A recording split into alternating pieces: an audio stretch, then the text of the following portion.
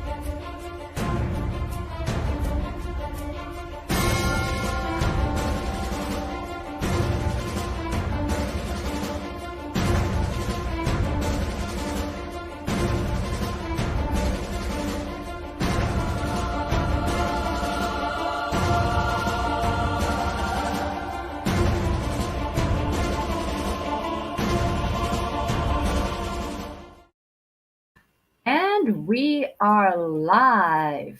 Yay! Welcome, everybody. Welcome back. Wow, we've had a weekend here at the Los Angeles Tribune, haven't we? What an event. The new psychology of winning. I think we're still trying to digest everything that happened. And it's just been such an amazing event with all of the big ones coming together, all of the legends, and all of the up and coming leaders. Really inspiring. And on that note of inspiring, as you may recall, one thing that I'm doing this month is really paying attention to the people who give on a constant basis, the people who provide us with entertainment, therefore with an escape. Last week we had Johannes Makahera, and we talked a lot about some of the things that have been going on and why artists do what they do. And today I have the privilege, the fun, we'll see, the honor of introducing somebody else to you. And this gentleman is Perrin Manzer Allen. And I'm probably mispronouncing his name somewhere in between.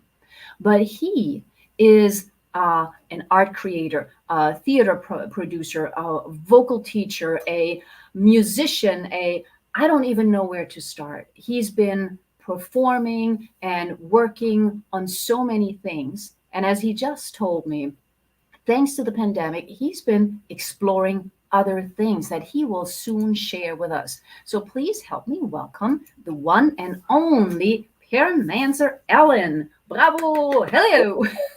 Hi, Natalie. You pronounced it perfect. Oh, see, but now I'm going to mess it up next time. And hello to everybody in the audience. So glad that you're here. Feel free to comment as you know. Well, Perrin, I sort of gave a very big brush of the things that you do. Tell us a little bit more about all of the things that you have done from being a child actor to being where you are today. Yeah, it is quite a broad thing, and I think there is there's the cliche, a jack of all trades, master of none. But I would not actually. I think you have to begin to master something, and then you move from field to field, or you move within your field. I've certainly moved across my field. As you said, I started as a child actor and child musician. I was a pianist, and I worked in various, first amateur things, but also professional productions as well. And I think that planted the seed for me of the arts. I couldn't really ever imagine doing anything else than what I ended up doing.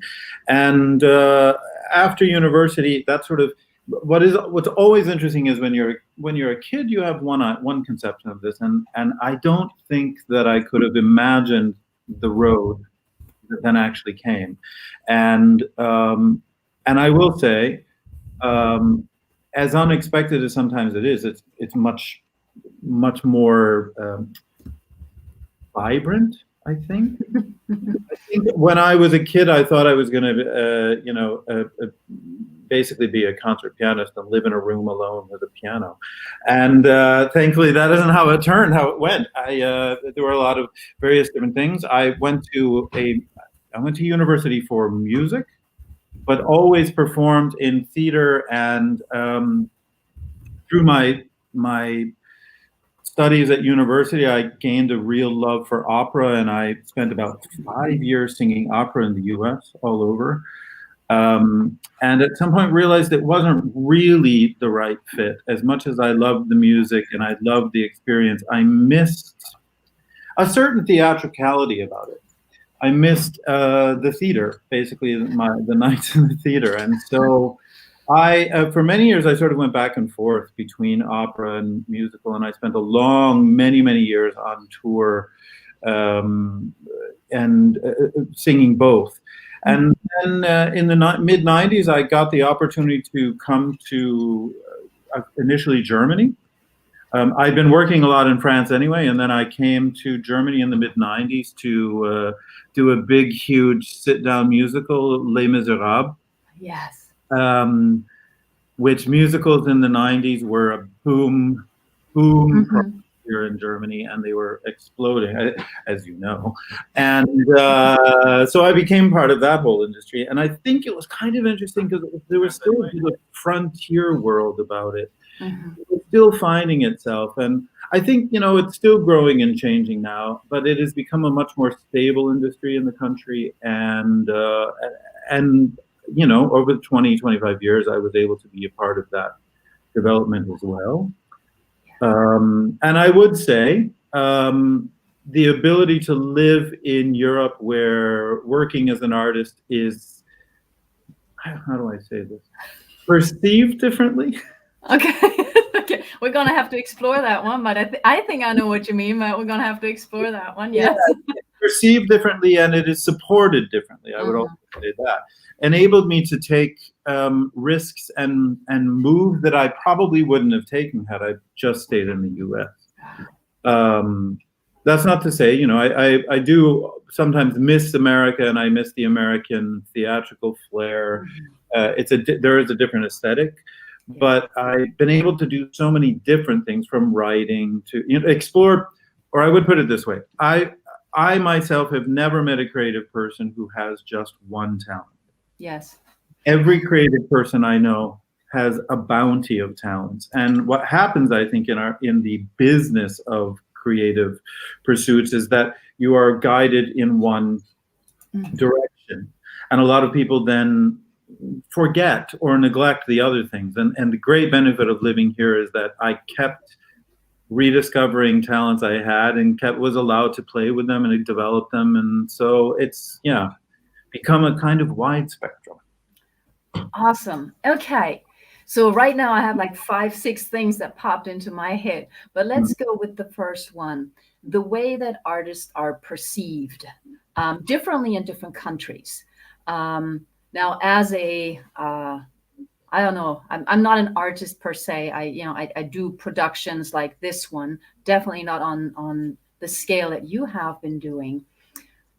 When I first went to the United States and I went to like a pop concert, I was always surprised, and then later in the theater as well, that people would walk in and out in the United States. It's something that I've never experienced in Germany. Now, in a concert, yes, people might run to the restroom or they grab something else to drink, but in the theater, they would actually sit and wait until there was a break. So that to me was very, very different than just walking in and out.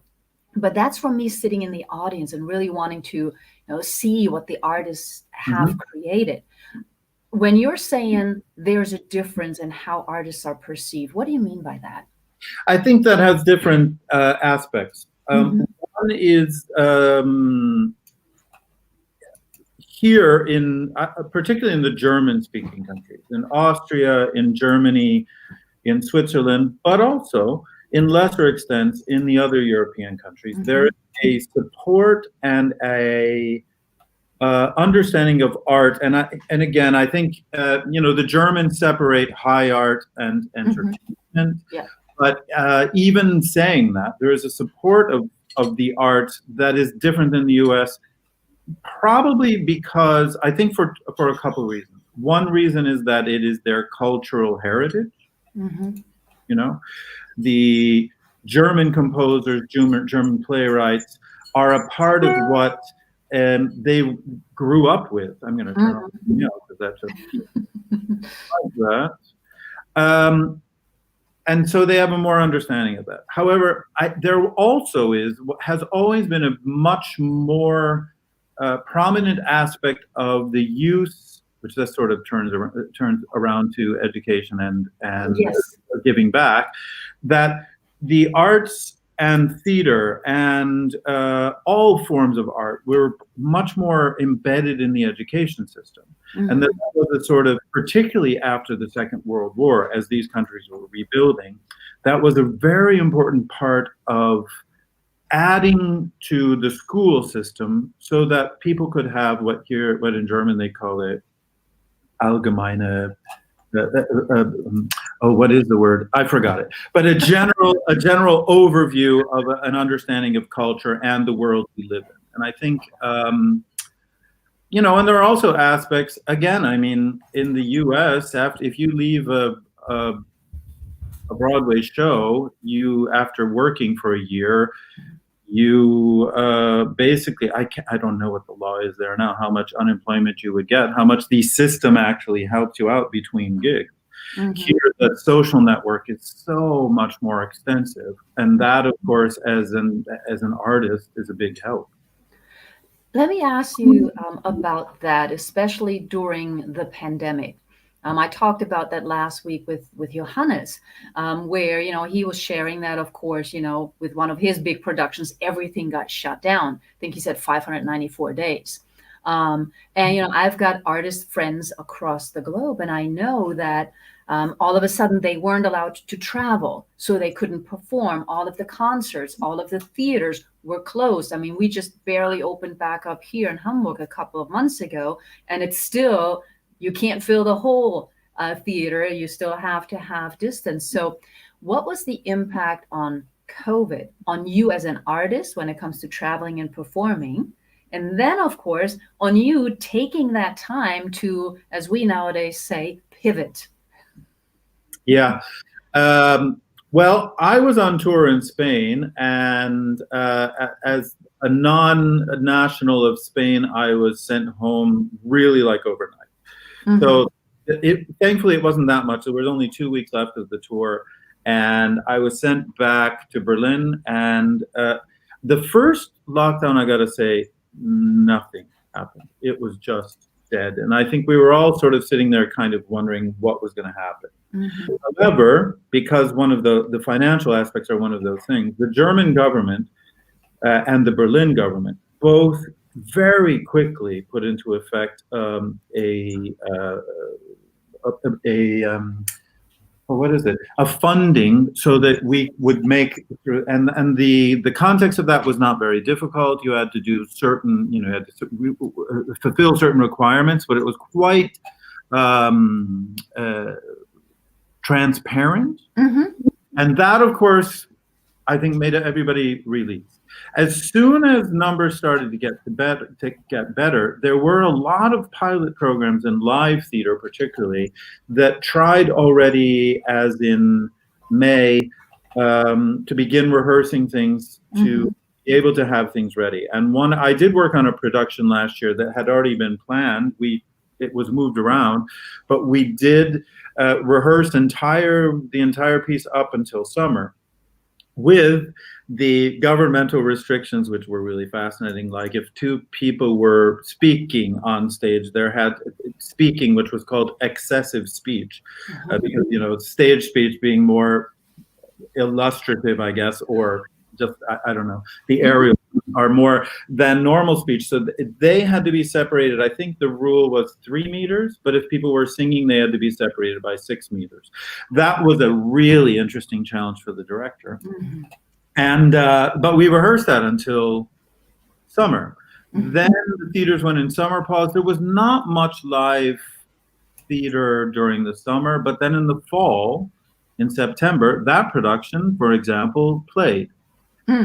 And then, of course, I think what was most frustrating was that second lockdown. We went into a very extreme second lockdown in, I can't remember now if it was end of October or November. I just remember it was we're getting short. Yeah.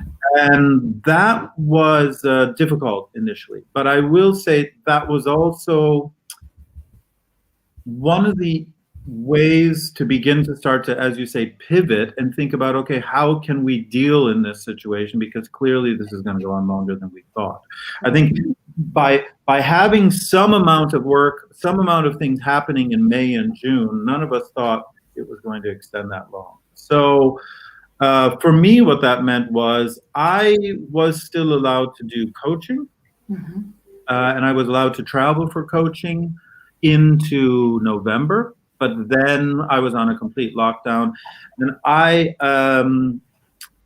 decided to create a way that initially it was built for people who had already worked with me, so the people who had worked with me could continue their work. And so I created a sort of online library of videos using vocal exercises that they could work to continue to work on their voice, although we couldn't see each other live.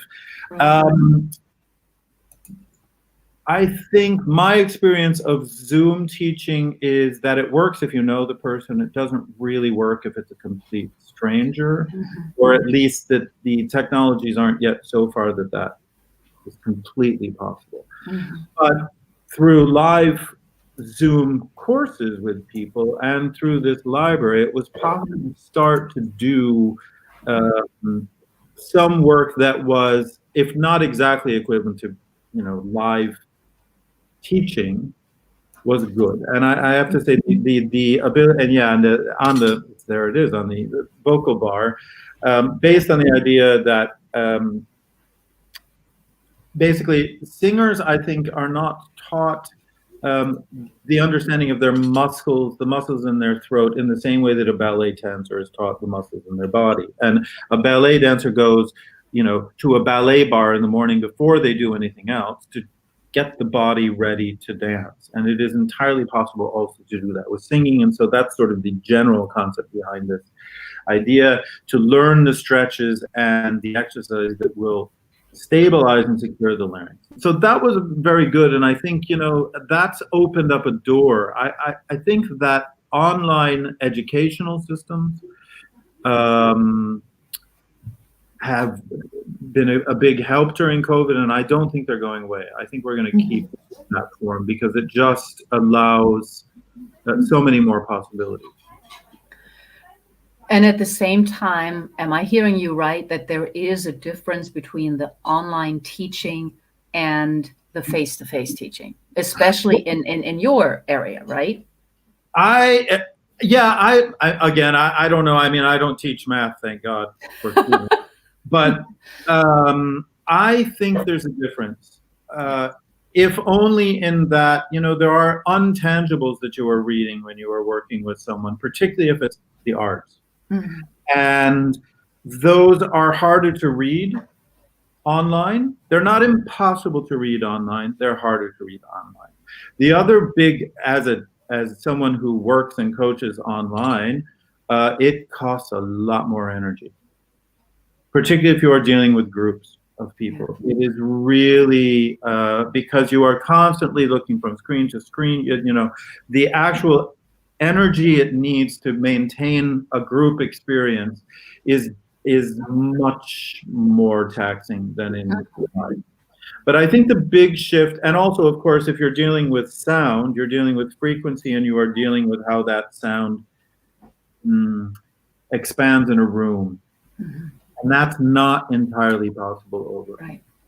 Basically, for me, if I know someone's voice, I can hear what they're doing and I know how it's reacting in the room, but it's not the same. It's not exactly the same as being in the room. Right. Well, it's interesting. I had told you before, I'm not necessarily a singer. My daughter does a lot of performances, like they do in the US and all the schools, and now here as well, which I think is great because it's really not about you have to become an actor or an actress or anything. It's just confidence. But one of the things during COVID was that they were trying to do this theater play, like a little musical, and the teacher had already cut it down so much, but all the kids had to do it themselves. So we're standing at home trying to do that, and cutting it all together, and the rehearsals was very, very different. And of course, the teacher knew all of the kids anyhow. Now, when you're saying coaching, because we, in this show, I also have, of course, a lot of life coaches, business coaches, and so forth. When you're talking about coaching, who and what are you coaching? I have it. Okay, so primarily I am coaching either performance aspects, singing in and of itself, or again, sort of the secondary skills. For example, I just came back from Munich last week where I was doing a coaching workshop with, ironically, I was talking to my brother about this. If it were a different business, it would be called branding. Right. um, in the performing arts, I don't think we don't think of me as an actor being a brand.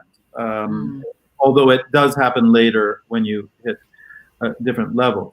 But so I do various different things. A lot of work I do here in Germany is working with established professionals who are always, I think that's the thing, is that our skill set, be that singing itself or being the performance aspects around the singing, are things that we can continue to grow. And that's one of the things that's fascinating about doing, is that you never stop getting better if you stick on. But then I also do sort of things like career, or particularly that was with a group of master students in university, and the idea is, how do I position myself in the business?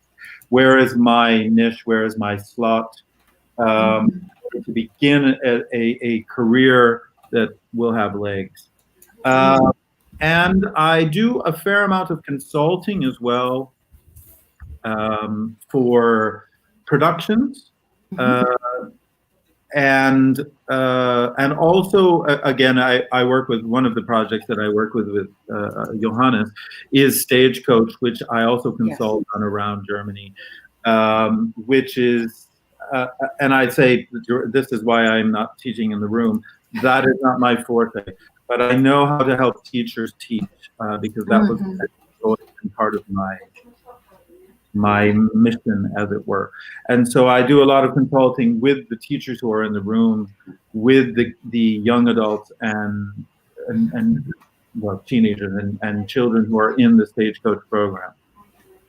Yeah, let's talk a little bit about Stagecoach, not because it's Stagecoach, but because it's education. And I briefly mentioned that I think it's really, really important. But you seem to have a heart for not just coaching, but the educational piece. Why do you feel that, with all of your experience from Les Miserables to helping with the production of Mamma Mia and all the other things that you're doing, why do you feel it's important to have something like Stagecoach, to have children play or experience the arts from the performing end? I think there are a couple answers to that question. I think one very simple answer is I had people who helped me. And paying it forward is important and is gratifying. And one of the things I never realized until I started doing a lot of sort of coaching and educational work is that it is an honor and really a privilege to work with people, with artists at this age, because they are forming. And the people who I encountered when I was, between 18 and 24 are still the people who helped me develop how I do my work. And to be able to pass that on, be able to pass on that tradition, be able to pass on that, passion and love for this world is really gratifying. That, I think, is one big feature for me. Pragmatically, if we don't, and again, Stagecoach is not intended primarily for people who want to go into the arts as their career or the stage is the career. There are kids who go, yeah, this is where I want to go, and then you can work with them differently. But it is also for any kid who's interested. And I think that there are two aspects of that that are really important. Those skills are still so useful at, soft skills in life. How do you present yourself? How to stand in front of a room and give a speech? There's so much crossover between performance skills, but also life skills. And the other thing is, if we don't do it, we're not going to have an audience for live entertainment in 2 or 3 generations. I mean, Of course. That's just the case. That's of course a good point. But at the same time, when you're talking about Stagecoach, or of course others, that are out there, I think the part that you just mentioned, the being able to give a presentation. There are so many professions and jobs right now where you have to give a presentation either in a small meeting or in a big meeting. And so, I think that confidence piece, coupled with being able to explore different roles, right? I mean, that's always so much fun. You can be everybody else. Absolutely, absolutely. And I think, now, I mean, kids are living in a highly personally curated world that I think we were not subjected to at that age. And I think that also the idea that they are working with people who understand these skills can actually help that perhaps be more healthy, more viable. And I think there are so many skills that just cross over directly, regardless of what your career ends up being. Absolutely. So that is, part of the education. You mentioned you also work with the teachers. And I'm not at all trying to just focus on Stagecoach, but what always impresses me about the arts, and I talked about that with Johannes last time too, is that there are people from all different areas in the world, from all different cultures, coming together with their individual talents and gifts. And they all come together for the same purpose. So, for example, you mentioned that before the lockdown came, you were in Spain on tour. And that to me insinuates lots of different cultures coming together on a tour. And then when it comes to Stagecoach, there are all these experts in their own right coming together for that educational piece. How important is this mixing of culture or bringing together? How is that possible? What is the work behind that? Yeah, I mean, I can't imagine my life without it. And I think one of the reasons also, I don't know that I knew that when I came here, but one of the reasons that Europe was so attractive to me as a child, and even as a child, I wanted to move here, was that within a very contained space, you have how many, 12, 13, 14, 20, now how many EU members are there now? 30 or something. So many different cultures that are living in such close you can experience so many different things. And I also know, I mean, that's the other thing as well. I mean, I always used to make a joke that I think if Americans had to live outside the country for 6 months, as part of their sort of educational curve, the way they perceived their own country and the way that they behaved in the world would shift dramatically. And I do think that's true, because you learn a different language, it changes your thought patterns. It changes the way that, I mean, that's a proven neurological fact, that different languages just invite different kinds of thinking.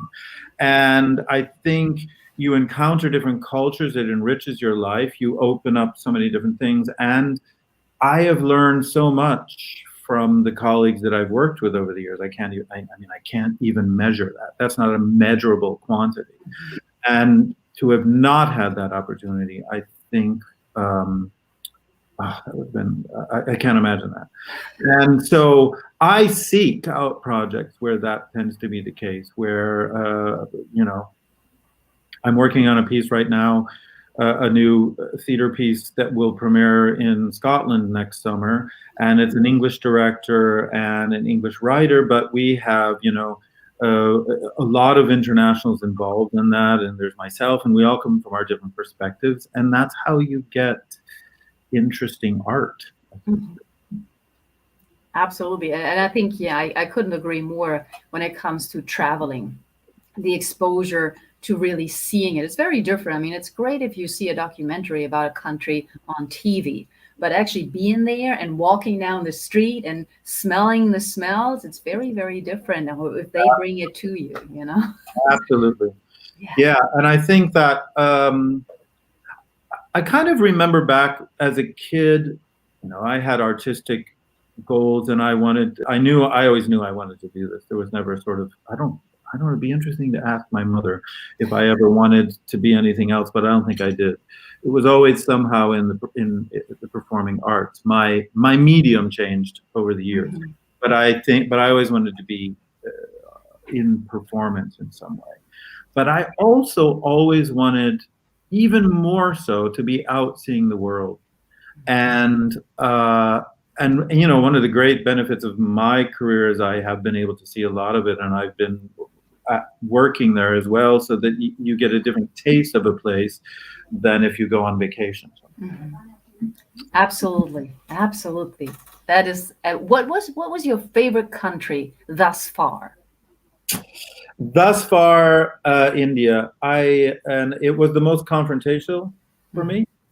I would go back in an instant.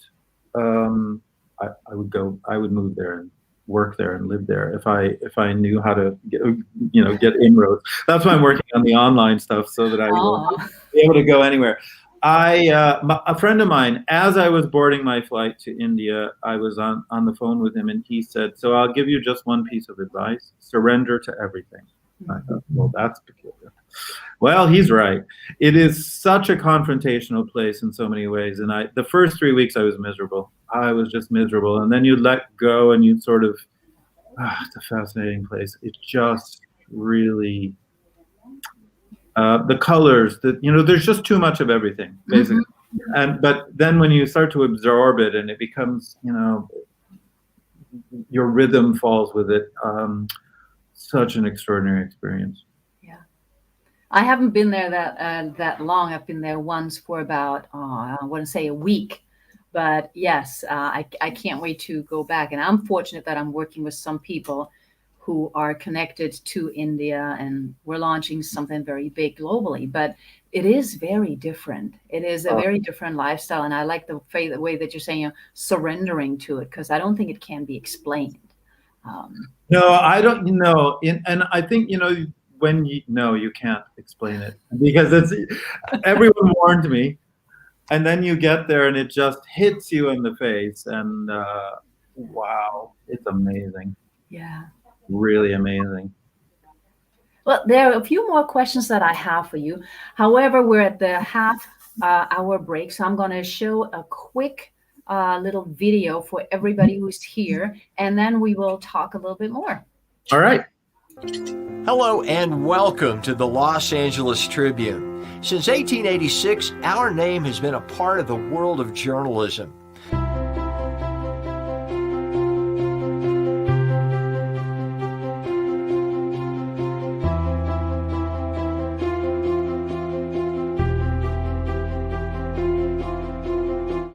We have earned a reputation for being a publication that practices integrity, authenticity, and responsibility.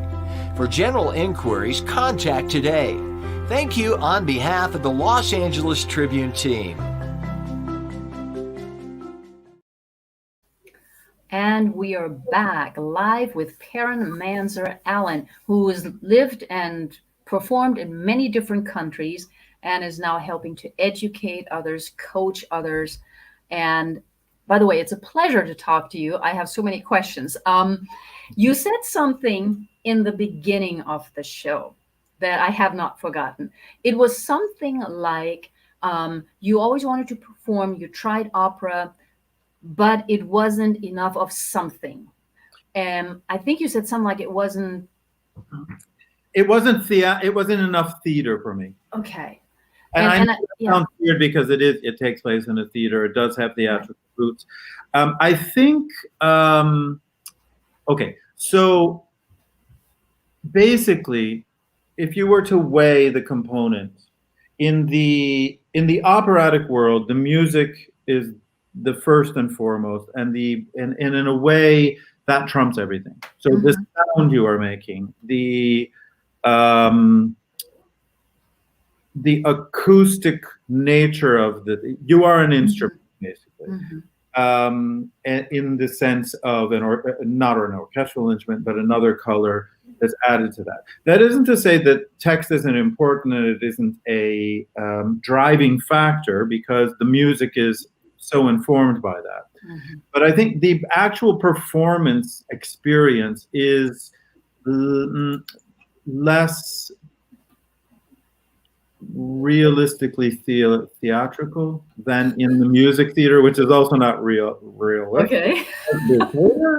But is more. And you know what I'm thinking as I'm answering this, I'm also thinking about it. I think part of that has to do with the tempo, and I don't mean the actual speed of the music, but sort of the tempo of the dramatic line.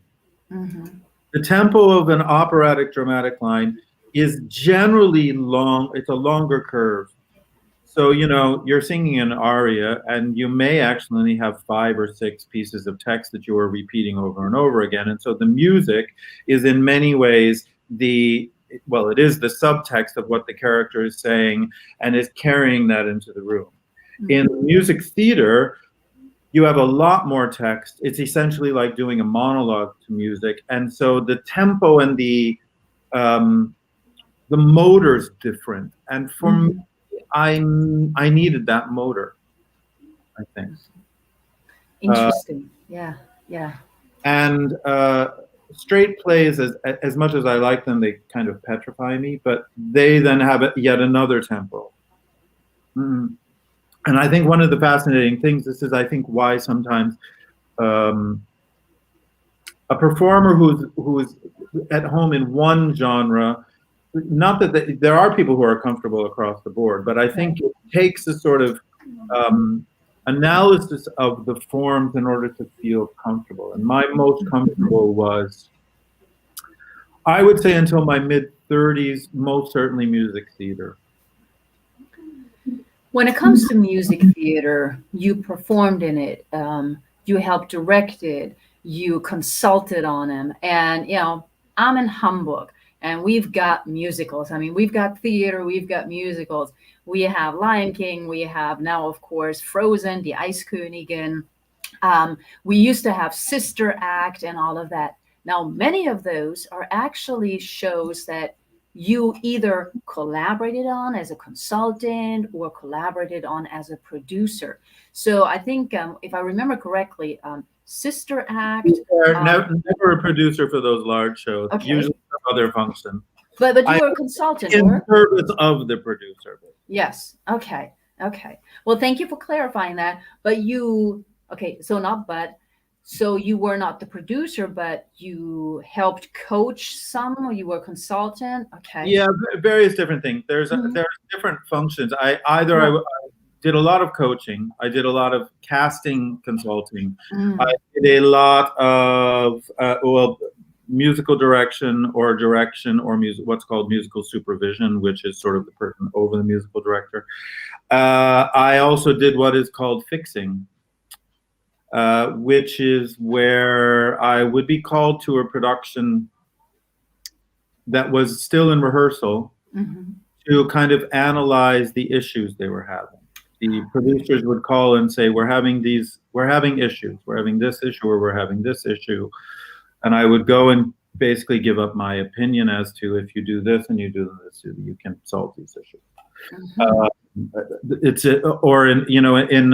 the U.S. they frequently call it show doctor, a show doctor. All right, so now you can add doctor to all of your there's nothing wrong with that. If you're thinking about, and this is always a tough question, I know, but if you're considering all of those big projects that you helped consult on, came in as a doctor at, which one to you was the most interesting? Not necessarily the best or anything, but the most interesting or the most challenging? So if we're not talking about my own pieces, because my own pieces are challenging in a different way. So the things that I worked on, I think That's an interesting question. No, you know what? I will have to say, doing the musical supervision for the first German language production of Spring Awakening, which is actually here in Vienna, but does sort of follow. That was the most interesting for me, and I think probably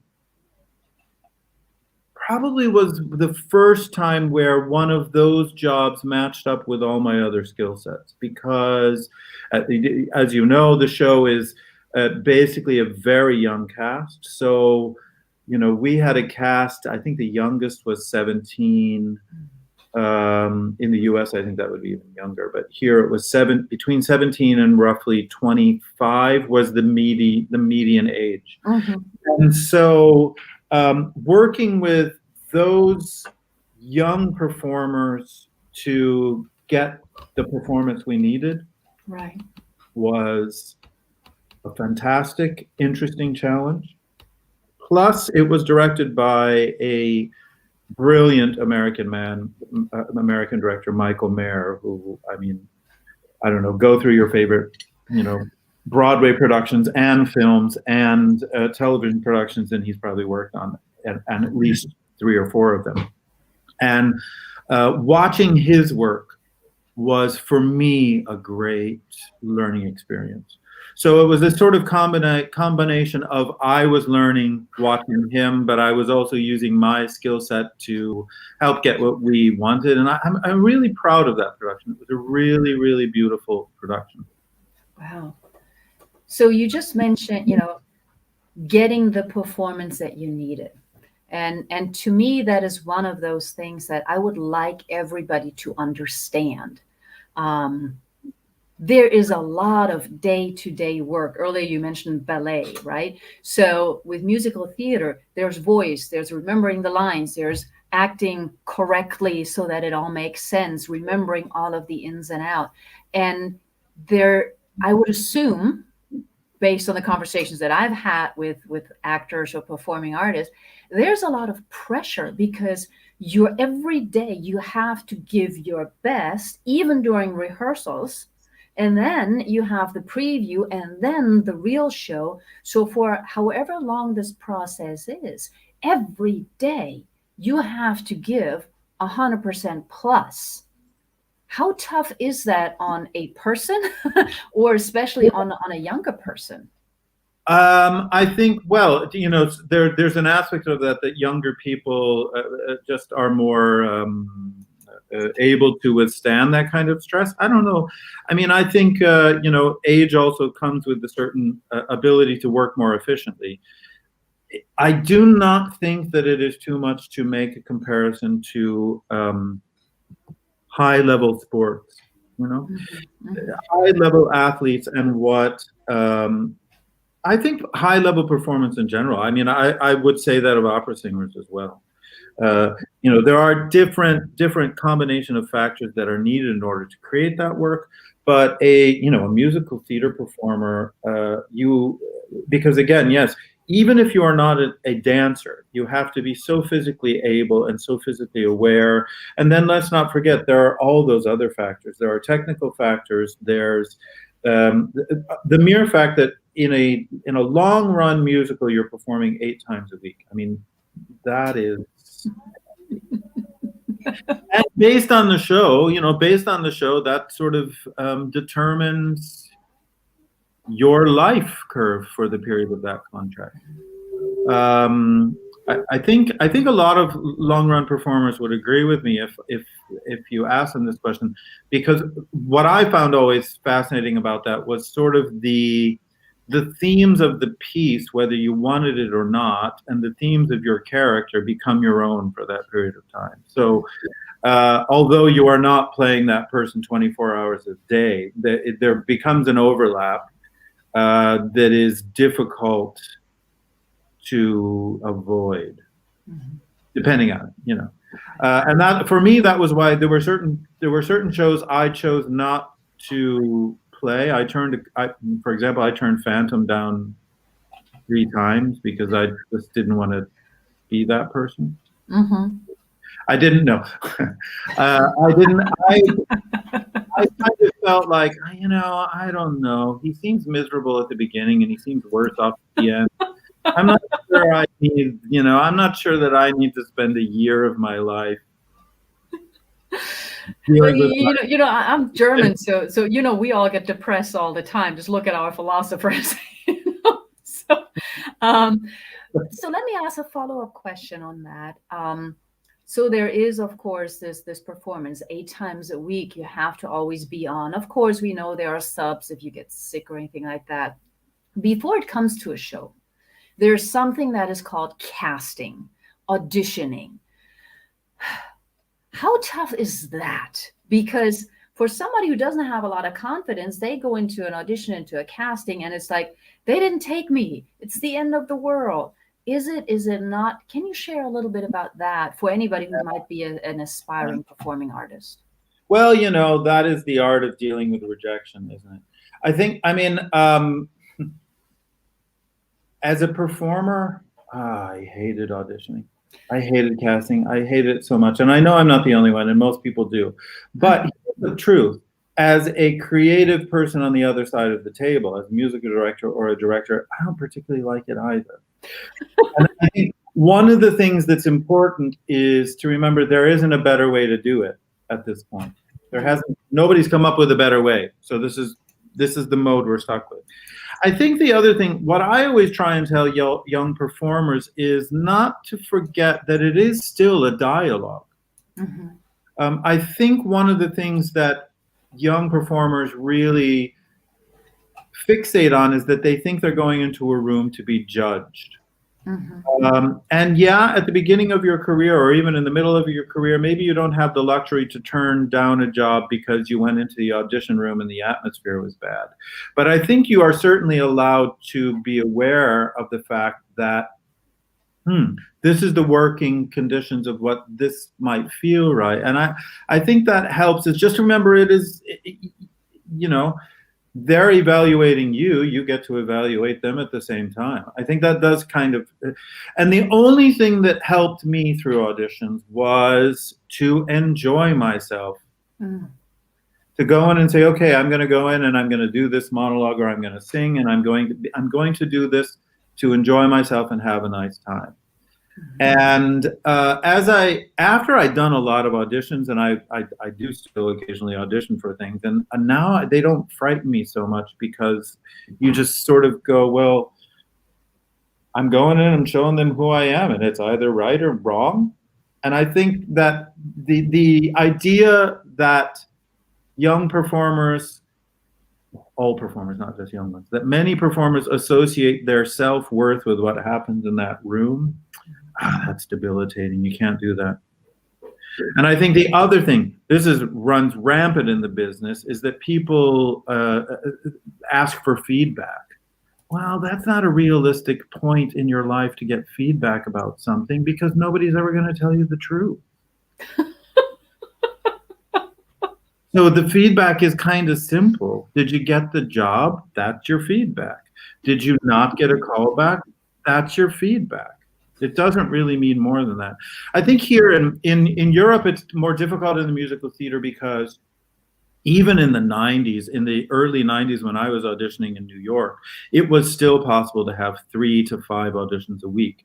Mm-hmm. That doesn't happen here very often. Right.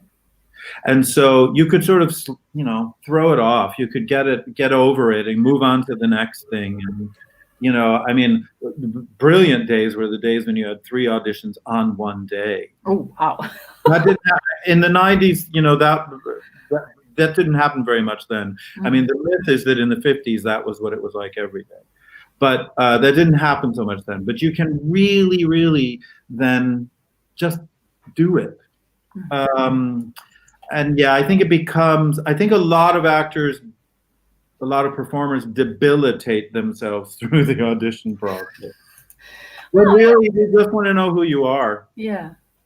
Well, I mean, sometimes I think it might also be, you're just not the right height, or you're just whatever. But for example, you audition for a Disney show. They're very specific about things like that. Well, good. That's great. Get that out of the way. If you're not this height, you can't play this part. Okay. That's easy. Yeah, and there, there are so many other factors. One of the things that I do in when I'm working with young professionals going into the business is explain to them how intricate the puzzle of a cast is. Particularly now when everything costs more, so they're trying to reduce cast and reduce performers.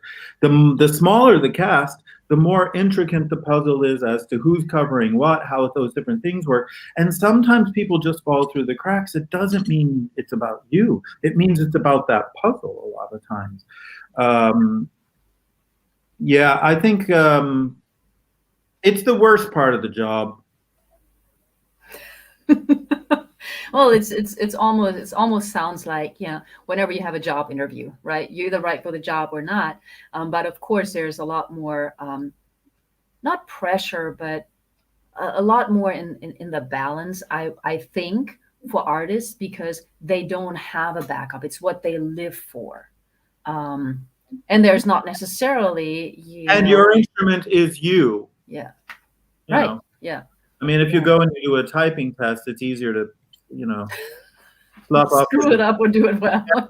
words a minute than if you go in and it is your voice you're singing with. So I think, I think it's a difficult line, and it's not an easy thing to negotiate.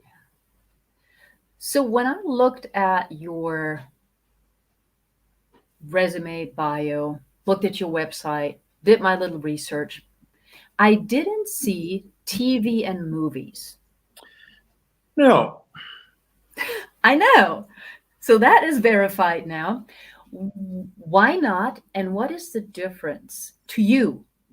I know from the production point of view how different it is, but for you, your love is the live entertainment, which to me is so much harder than being able to redo a scene 20 times. But what's the difference? Why not movies and theater and TV? Because especially right now, we've seen a lot of musicals being put onto the big screen. Yeah, I don't think they're very. I haven't seen many that are very successful in the last little while. I think part of it is geographical proximity. I mean, I did live in LA for 6 years, and I dabbled a bit. My favorite thing was a famous friend of mine had a sitcom pilot where I was written in as the best friend, and I auditioned for that, and I didn't get the part. Oh my. Well, that's an interesting aspect. Yeah. I was used as the basis for the character of her best friend, and I didn't actually get the part that was based on me. I don't know. I like the live experience. I like the back and forth. And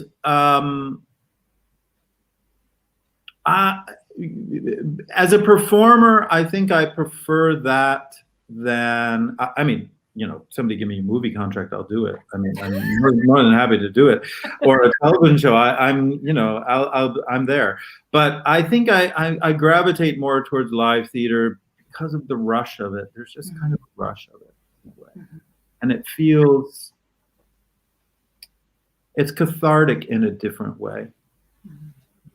And I think as a creator, I just don't think. Well, I mean, I would love to write film music. It's sort of one of those things that I've always thought, oh, I'd really like to do that. That would be great fun. But I don't particularly feel good. I don't think I'm a script writer. I think I have a lot of good ideas that might make good movies. And I very much think visually. As a director, I am very much a visual director. But it just doesn't seem to be my mediums that my opportunities came in, or that I'm so hot to do that I'm going to keep knocking on those doors. Mm-hmm. I like the live vibe. Well, there's a direct connection with the audience, right? I mean, that's what I always think. It's like I know, like when I'm speaking, I know what the audience is feeling. I dabble in theater, but no, never mind. So it wasn't for me. But the speaking or whatever it is, you see the live interaction, which is why I like our shows, because there can be live interactions. You just mentioned writing scripts. When we started out, you also mentioned that you are now writing a book. And of course, that is for the vocal bar. So you write a book, and tell us a little bit more about this, because we know that some of the restrictions that are currently in place are going to remain. And as you mentioned, online education is here to stay. We can reach a lot more people with online education than if we're doing face-to-face. So tell us a little bit more about Vocal Bar and the book that goes with this rather extensive course curriculum in which you support performing artists. Yeah. Over the years, people, because I've worked with voices for many years, and I had the great advantage of having, not one, but one primary fantastic teacher, but many very important teachers over the years. And people had asked me about, well, why don't you write a book, a vocal pedagogy book? And I always shied away from it because I was concerned that it could be misread. That basically the information could be misread. I had seen that in my own experience, that people read something from the book and the way that they translate that for their own practice is not actually what is meant. And so I had left it for a while. And then through the experience of COVID and working online, and as I said, primarily working with teachers who wanted to learn better how to teach this, the necessity, I think, of being very clear, linguistically very clear about what I meant, and being able to show that and express it, sort of reopened that door. And the book will be a standalone by itself, but also can be incorporated into what will eventually, at the beginning of the year, will launch as the online course for Vocal Bar.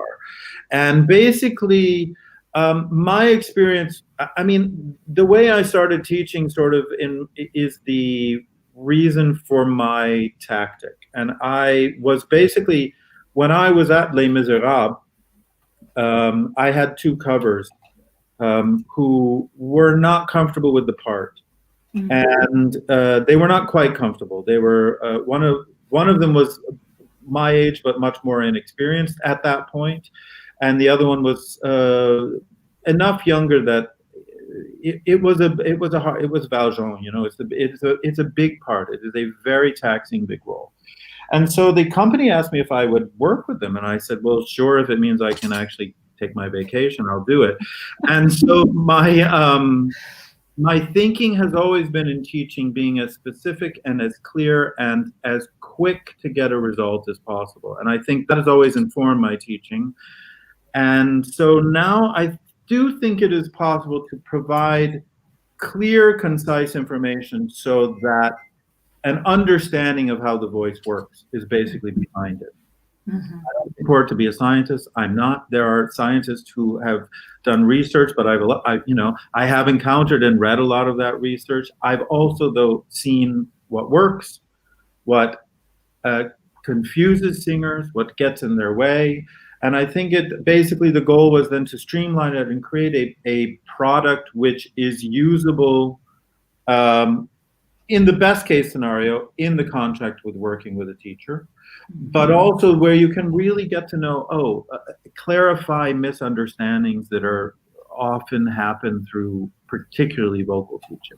Mm-hmm. Who knows, maybe it'll open the door and it'll be other kinds of performance teaching as well. But particularly for me, also because of my own struggles as a young performer, I knew that I had this voice. I didn't know for a long time how to access it. And so I want to help people be able to do that fast and effectively and healthily. So is this for adults? Is this for younger up and coming performers? Because of course in kids, voices are still developing. Or is it for teachers and their students in the vocal arts? Who is this designed for, so that there is no misunderstanding? Yeah, it is most intended for professionals or young professionals who have some basis of experience and they are entering in, but it is also, again, it grew out of my work teaching teachers, and so it is very useful for teachers because there's a library, a video library online, and the accompanying book to that of, I don't know how many exercises there are on there. Right now online, I think there's something like 70 exercises, but there's probably another 70 to that will be added to that and already in the book, so that it becomes very, very detailed for different situations. It also, I think, the online course will come with also live, a sort of a live session, so that people can ask their questions. To also, because if the goal is to be able to verbally articulate it as clear as possible, I need the feedback from people to know I'm on the right track. And so I would always offer that there's a sort of back and forth as to how things are moving. But I think we are in an age now where we have to explore new formats, new options, and not just wait that things become normal again, because I think that ship has sailed. Yeah. What is normal? Exactly. I mean, was it normal before? Yeah. Yeah. But yeah. I don't know. Good question. Yeah. You brought up so many interesting things, and of course I'm thinking about it from the consumer of entertainment, from a producer myself of different kinds of events, as you know, a live streaming TV host, speaker, and also seeing my daughter doing performing arts, whatever she does with it later, but really loving it. And of course, trying to figure out how does all of this fit together. And the work that I see performing arts teachers, performers, wannabe performers put in every day. I mean, just the training every day, it seems almost harder than going to work. If I go to a job, I do the task at the job, that's it. But I have to train, and then I have to perform, and then I have to retrain. Since we're just about at the end of the show, is there anything that is on your heart, on your mind, that you'd love to share with the audience about artists, about performing arts, about supporting performing artists before we have to close it out today? Oh, wow. Well, that's a big question, isn't it? Of course. There's a lot. I think, you know what? You kind of said it, and I think it actually reminded me of a funny story, funny and kind of sad. But I think, again, when you go back to the difference sort of the perception of the arts in Europe and Asian countries and the US, when one time, I think I'd been living in Europe probably 10, 15 years. I mean, I'm not famous, but I have a very successful active career. And I went home, I was visiting my mother, and her best friend looked at me one day and said, "When are you going to get a job?" And I said, "I think you've misunderstood something." And I do wish that people would value